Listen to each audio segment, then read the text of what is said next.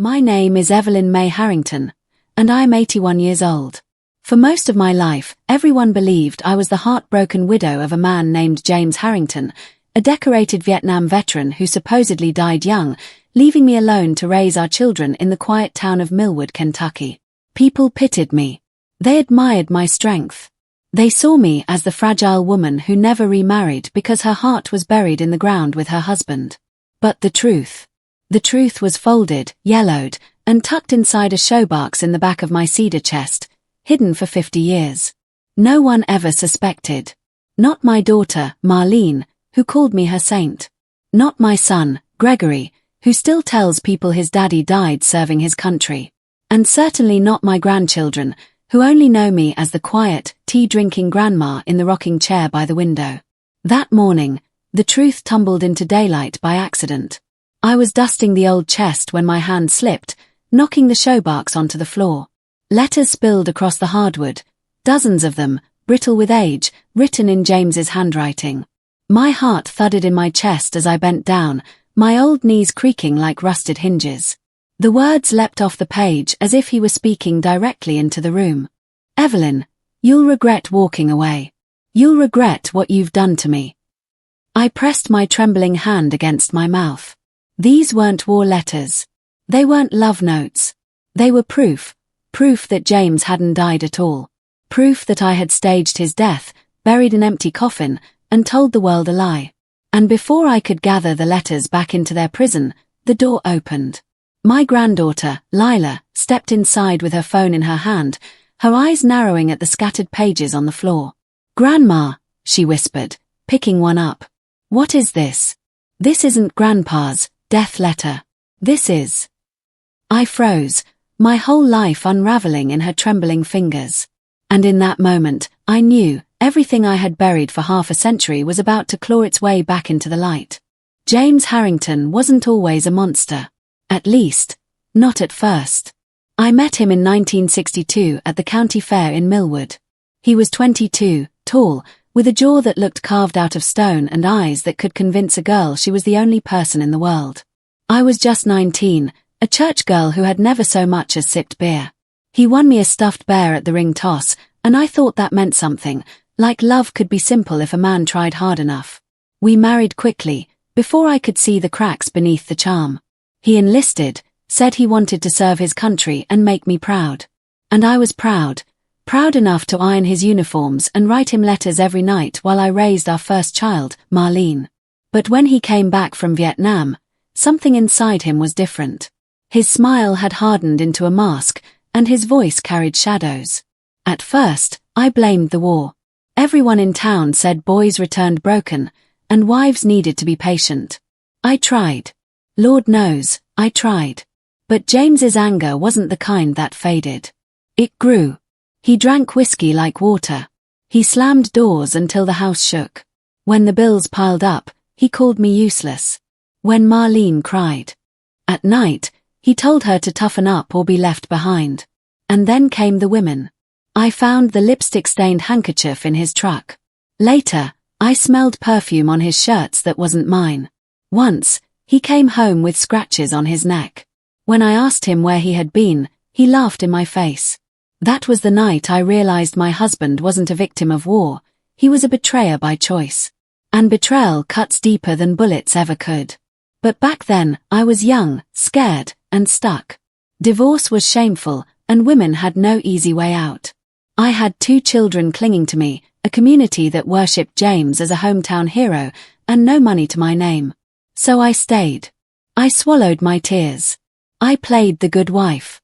Until the night he made a mistake so big it left me with only one choice. It was October 1971, a night so cold the windows fogged from our breath inside the house. I remember the smell of wood smoke lingering in the air and the way the floorboards creaked under James's heavy boots as he stormed in, drunk again. His cheeks were flushed red, his shirt unbuttoned, and his belt hung loose like he had forgotten how to dress himself. I had tucked Marlene and Gregory into bed early, praying they wouldn't hear him yelling this time. But children always know. They hear every slammed door, every sharp word. They carry it quietly, like stones in their little hearts. James threw his keys onto the table and staggered toward me. His voice slurred, but his words were sharp as glass. You think you're better than me, Evelyn? Sitting here with your holy little face, acting like you didn't know where I was. I don't care where you were, I whispered, careful not to raise my voice. Just keep it away from the children. That was when he grabbed my wrist so hard I thought the bones would snap. His eyes were bloodshot, but there was something clear inside them, a cruelty that sobered me more than any drink ever could. You'll always need me, he said. You and those kids. You can't survive without me. Don't forget who keeps this roof over your head. Then he shoved me back, hard enough that I hit the corner of the counter. Pain shot through my side, and I gasped. But what broke me wasn't the pain. It was the sound, Marlene's small, frightened sob from the hallway.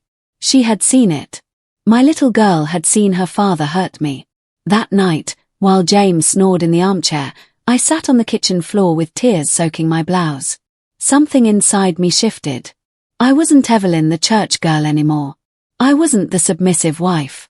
I was a mother, and I was done letting my children grow up thinking this was love. I knew then, James Harrington had to disappear. And as the first light of dawn crept through the window, an idea as wild as it was terrifying began to form in my mind. I wouldn't just leave him.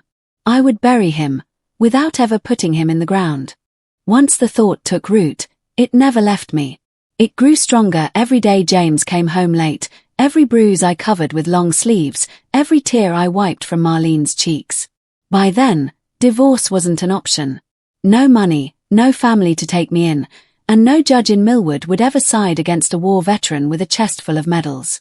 If I wanted freedom, I had to steal it. The idea came to me at the kitchen table one night, staring at James's half-finished whiskey bottle. The newspaper lay open in front of me, and there was a story about a soldier missing in action. The government had declared him dead, even without a body, and his wife collected the pension. My fingers traced the headline, my mind racing. Missing. Declared dead. Benefits paid. Nobody questions a grieving widow. That was it. That was my way out. I began quietly. I watched James's routines, memorizing when he left, when he drank, when he gambled at the backroom poker games in Louisville. I listened to the men at church, the way they gossiped about veterans, how quickly a story could spread if told with tears and the right kind of trembling voice. I saved scraps of money in a coffee tin, hidden behind flour in the pantry. Pennies, dimes, the occasional dollar when James wasn't looking. It wasn't much, but it was mine. At night, when the children slept, I practiced my widow's face in the mirror. Sad, but not broken. Helpless, but faithful. I whispered the story I would one day tell. James went on a hunting trip. He never came back. Must have been an accident. Maybe he drowned in the river. The lies became a lullaby, one I sang to myself until I almost believed it. But lies need evidence. So I gathered small things. A torn piece of his jacket. A watch he never wore anymore. His military tags, which I slipped into my apron pocket one morning while he was too drunk to notice. Piece by piece, I built his grave, not in the ground, but in people's minds. And when I was ready, I chose the perfect night. The night James Harrington would vanish forever. It was January 1972, the kind of winter where the air stung your lungs and every breath looked like smoke. James had been drinking for 3 days straight, disappearing into town, coming back with money missing and fury in his eyes. That night, he stormed in past midnight, reeking of bourbon, dropped his boots in the doorway, and collapsed into the armchair with his coat still on. Within minutes, his snores rattled the walls. I stood there in the kitchen, staring at him. My hands were trembling, but my mind was sharp. This was the night. I slipped into the bedroom, pulled out the bundle I had prepared, a few of his belongings, the jacket I had torn, the watch, and his tags. Carefully, I tucked them into an old canvas hunting bag. It felt heavier than it was, weighted down by the truth of what I was about to do. Then I called Sheriff Donnelly. My voice cracked, but I forced the words through the phone. Sheriff. James went out hunting by the river this afternoon. He hasn't come home. I'm so scared something happened. It was a lie so clean, so rehearsed, it felt like I'd spoken it 100 times before. The next morning, the search began. Men from town, lanterns in hand, stomping through snow and mud along the riverbanks. I stood on the porch with Marlene and Gregory clinging to my skirts, tears rolling down my cheeks. Everyone thought I was the picture of a grieving wife. By the third day, the sheriff came back with a solemn face. They'd found nothing, just the jacket snagged on a branch near the river. "I'm sorry, Evelyn," he said, removing his hat. "The current's strong this time of year." "Chances are," he let the words trail off. I collapsed against the porch rail, shaking, sobbing. But inside, deep where no one could see, I felt something else. Relief. Within a week, the whole town mourned James Harrington, the soldier, the family man, the fallen hero. The funeral was packed, neighbors whispering about my bravery.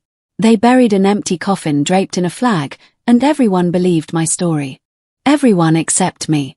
Because the truth was, James Harrington wasn't in the river. He wasn't in the ground. He was alive, somewhere out there, and I had buried him with lies. And I knew, one day, lies had a way of clawing back to the surface. Life after James's death was quieter, but it was never truly peaceful. At first, the silence was a blessing. No slamming doors, no whiskey bottles crashing against walls, no children hiding under the covers when their father shouted. The house seemed to breathe differently, lighter somehow. But freedom came at a cost. Every day I lived inside the lie I'd built. When the neighbors brought casseroles and hugged me in church, their pity stung like needles. When the pastor spoke of James as a good man taken too soon, I wanted to scream. And when Marlene asked me, "Mama, do you think Daddy's with the angels now?" I almost broke. The pension checks began arriving, folded neatly in government envelopes. I cashed them with shaking hands, knowing they were stained with deceit. That money bought food, kept the roof over our heads, and sent Gregory to school. But it also chained me to a story I could never escape. As the years rolled on, I wore my role like a costume. The black dresses. The quiet smile. The woman who never remarried, because her love for her husband was eternal. People admired me. They called me strong. But the truth. I was tired. Tired of pretending. Tired of building my life on ashes. And sometimes, late at night when the children were asleep, I would lie awake and wonder where James was. Did he ever come back to Millwood? Was he in another state, with another woman, laughing at the mess he'd left behind? Or was he watching us from the shadows, waiting for the right moment to tear the mask off my face? That fear never left me. It lived in every creak of the floorboards, every knock at the door, every time the phone rang and no one was on the other end. I had buried James Harrington, but I hadn't killed him. And deep down, I knew the dead don't stay quiet forever. Raising children without a father was hard enough. Raising them under the shadow of a man who wasn't truly dead, that was unbearable. Marlene grew up believing her daddy was a hero, a soldier taken by fate. She clung to that image like it was her lifeline. At school, she wrote essays about him, glowing words about a man she barely remembered. Teachers patted her head, telling her how proud her father would be. Each time, my stomach twisted. Gregory was different. He was younger, only a boy when James died. He carried the loss in silence, but it hardened him. By high school, he had a streak of rebellion I couldn't reach. Fistfights. Detention. The kind of anger only a boy with unanswered questions could carry. Sometimes, I caught him staring at the folded flag from the funeral, his jaw tight, as if he knew there was more to the story than I'd ever told. I tried to be both parents, but the lie sat between us like a wall. Every bedtime story, every scraped knee, every family holiday, James's absence was there. And the more I repeated the tale, the more it owned me. Years slipped into decades. Marlene married young, trying to build the perfect family she thought she'd lost. Gregory left Millwood altogether, chasing work in Ohio, writing me letters less and less. Both of them carried scars they didn't understand. Scars born from a father who was alive but erased. And I, Evelyn May Harrington, the grieving widow, kept the mask in place. But masks crack with time. It started small, an envelope in my mailbox with no return address. Inside, a single piece of paper. No words, no threats, just James's old lighter, the one with his initials carved into the silver. My blood ran cold. After all these years, the ghost I had buried was writing back. I didn't sleep for days after finding that lighter. I kept it hidden in the bottom of my dresser drawer, wrapped in a handkerchief, as if that could keep its truth from seeping into the house. Every time I looked at it, I felt my throat tighten. It was James's. I remembered the night he showed it off at a poker table, bragging how no one else had a lighter like his. I knew it as surely as I knew the lines on my own hands. But how? Where had it come from? I stopped answering the phone. I kept the blinds closed. At night, I sat in the rocker by the window, clutching a kitchen knife in my lap, too afraid to close my eyes. Marlene thought it was grief catching up with me, that after so many years I was finally breaking down. Gregory, visiting from Ohio, asked if I was losing my memory. I wanted to tell them both the truth. God help me, I wanted to. But how do you undo 50 years of lies? Then, one evening, it happened. A knock at the door. 3 slow, deliberate raps that echoed through the walls. My heart pounded as I opened it. The porch light flickered, and there he was. James Harrington. Older now, grayer, his face lined with years of hard living. But those eyes, those cruel, unblinking eyes, were the same. "Hello, Evelyn," he said, his voice rough but steady. "You didn't think you could bury me forever, did you?" For a moment, the world spun. I gripped the doorframe to keep from collapsing. My lie, my carefully built life, my children's entire foundation, it all teetered on the edge of collapse. And then James stepped forward, one boot on the porch, one in my home. I realized in that breathless second, he hadn't come for forgiveness. He had come to take back what I had stolen. James stepped inside like he owned the place, brushing past me as if the last 50 years had been nothing more than a long night out. His boots tracked mud across the rug, the same rug I had bought after his death, the one I cried over when the children spilled cocoa on it. "You kept the house," he said, looking around with a smirk. "Not bad for a widow living on government checks."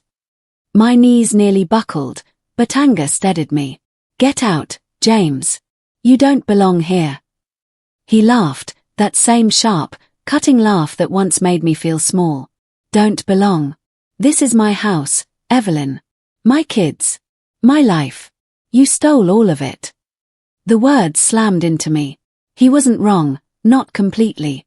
But the fury in his eyes made it clear, he wasn't here for family. He was here for power.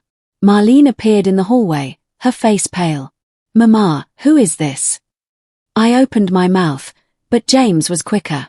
"I'm your father," he said, his voice heavy with false pride. "The man your mother lied about. She told you I was dead because she couldn't stand me being alive." Marlene staggered back as if struck. Gregory, visiting for the weekend, came charging in next, fists clenched. "What kind of sick game is this?" James's smile widened. "No game, boy. Ask your mother. Ask her why she faked my death, why she took my pension, why she raised you on a story sweeter than the truth." The room spun. My children's eyes, wide, confused, betrayed, burned into me. I had carried the lie for them, to protect them. But here it was, unraveling in a single night. "Don't listen to him," I begged, my voice breaking. "I did it to save us. You don't know what he was, what he did to me, to all of us." But James leaned in close, his whisper hot against my ear. "They'll hate you when they learn. And when they do, I'll take everything back." For the first time in 50 years, I felt like that 19-year-old girl again, cornered, powerless, trapped by his shadow. But I wasn't that girl anymore. And I knew, if I didn't fight back now, James Harrington would destroy me all over again. The room was thick with silence. My children stood frozen, their faces torn between the father they thought they'd lost and the mother they suddenly didn't know. James leaned against the wall like a conqueror, feeding off their confusion. For a moment, I thought I had lost them. But then I remembered something. Lies can bind, but truth can set you free. I straightened my back and spoke, my voice steady despite the storm inside me. "Yes," I said. "I lied. I told you your father was dead. I buried an empty coffin. I carried that lie on my shoulders every single day. But I did it to save you. I did it because the man standing in this room was no husband, no father, no hero. He was a violent, cruel man who would have broken us all if I hadn't buried him in words." Marlene gasped, her hand flying to her mouth. Gregory's jaw tightened, his eyes narrowing at James. For the first time, they looked at him not as a lost hero, but as the stranger he truly was. James snarled, his mask slipping. "Don't believe her. She's poison. She stole everything from me." "No," Gregory said, stepping forward, his voice sharp as steel. "You gave it all away the day you chose the bottle over us." Marlene's voice trembled, but it was firm. "Mama didn't bury you. You buried yourself." The words cut through James like a blade. His swagger faltered. For the first time, I saw fear flicker in his eyes. He spat on the floor, muttered a curse, and stormed out into the night. The door slammed, and just like that, the ghost I had lived with for half a century was gone again, this time by choice, not by my lies. I sank into my chair, my chest heaving. The house was quiet except for the ticking clock on the mantel. My children stood before me, their eyes wet with tears, not of hatred, but of understanding. "I'm sorry," I whispered. "I'm so sorry for the years I stole from you." Marlene knelt beside me, her hand over mine. "Mama, you saved us. Maybe you saved yourself too." Gregory didn't speak, but when he placed his hand on my shoulder, it was enough. That night, for the first time in 50 years, I felt lighter. I was no longer the grieving widow. I was no longer the liar. I was simply Evelyn May Harrington, flawed, scarred, but free. And though my story began with a coffin of lies, it ended with the truth finally laid to rest.